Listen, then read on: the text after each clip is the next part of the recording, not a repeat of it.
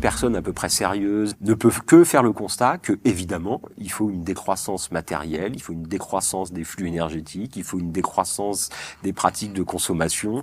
Et quand on parle de décroissance, on parle de ça. Alors il y a toujours l'argument en disant « Ah oui, mais ça c'est bien une vision de riches, et les pays du Sud, on va pas leur intéresser à la croissance. » Mais il n'est pas question de ça.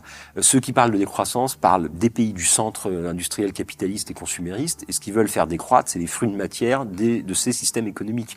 Toutes les courbes d'émissions de CO2, d'extraction de ressources, de pollution du milieu s'exacerbent. C'est le grand paradoxe de notre monde actuel. Depuis qu'on est devenu écologiste, les crises écologiques ne cessent de s'accélérer et de s'intensifier. Évidemment que toute technique a des impacts politiques et des impacts sociaux et des impacts environnementaux. Et faire des choix techniques, c'est justement faire le choix d'équipements, d'appareils, d'infrastructures qui ont le minimum. En fait, la question, c'est quel est l'impact d'un choix technique sur le monde. Et on devrait arbitrer à partir de là. Aujourd'hui, les choix techniques se font sur la base d'un arbitrage lié au marché.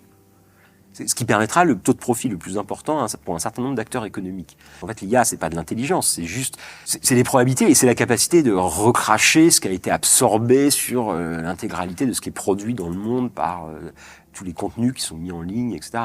Puis bon, en plus, l'IA, il y a plein de Kazili et des sociologues qui montrent que c'est pas juste des processus magiques ou immatériels. L'IA, il faut nourrir la machine. C'est aussi la